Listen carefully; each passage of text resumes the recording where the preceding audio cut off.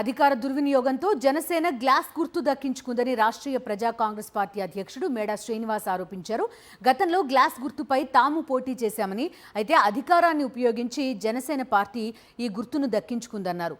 దీనికి సంబంధించి జనసేనతో బహిరంగ చర్చకు సిద్ధమన్నారు. జనసేన నేతలు గ్లాస్ గుర్తుకు సంబంధించి పూర్తి ఆధారాలతో చర్చకు సిద్ధం కావాలన్నారు. రాష్ట్రీయ ప్రజా కాంగ్రెస్ పార్టీ అధ్యక్షుడు శ్రీనివాస్తో మా ప్రతినిధి హరీష్ ఫేస్ టు ఫేస్.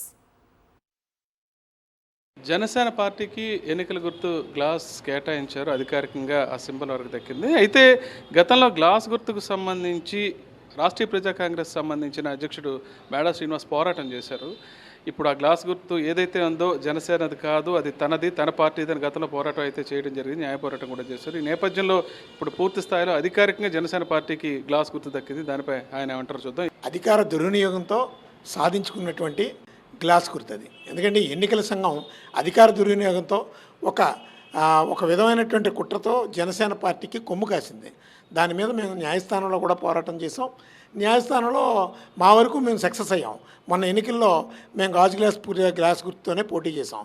దురదృష్టవశాత్తు ఏంటంటే ఎన్నికల సంఘం నిబంధనల మేరకు అనుగుణంగా లేక కొన్ని రాజకీయ ఒత్తిడికి తలొగ్గి చేస్తున్నటువంటి ప్రక్రియలో ప్రజాస్వామ్యం కొన్ని ఇబ్బందులకు గురవుతుంది.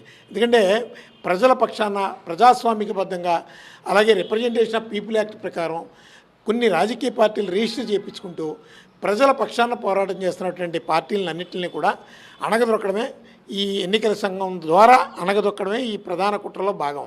కానీ జనసేన పార్టీ నిజాయితీగా చట్టబద్ధంగా సాధించుకునేటువంటి గుర్తు కాదు. మొన్న ఎన్నికల సంఘాన్ని ప్రభావితం చేసి తద్వారా ఎన్నికల్లో పొత్తుల్లో పోటీ చేసి ఒక విధమైనటువంటి ఓట్ బ్యాంక్ మేము సాధించుకోగలిగాం.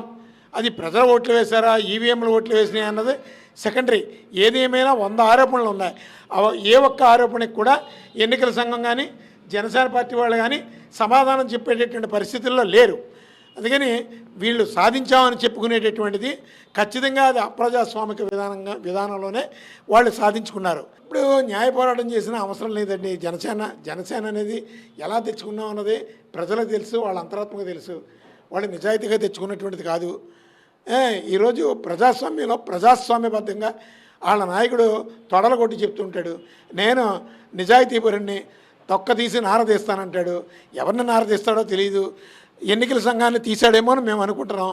ఒక విధంగా అదేదైనా జరిగితే ఎన్నికల సంఘం కొమ్ము కాస్తుంది, ఆయన కొమ్ము కాస్తుంది, బాహటంగా కొమ్ము కాస్తుంది. అధికార దుర్వినియోగంతోనే జనసేన ఈ గుర్తు సాధించుకుందని మేడా శ్రీనివాస్ ఆరోపిస్తున్నారు. అవసరమైతే వాళ్ళతో బహిరంగ చర్చకు తాను సిద్ధం అని చెప్తున్నారు. రాజమండ్రి నుంచి జస్మల్కి హరీష్ ఫర్ సాక్షి న్యూస్.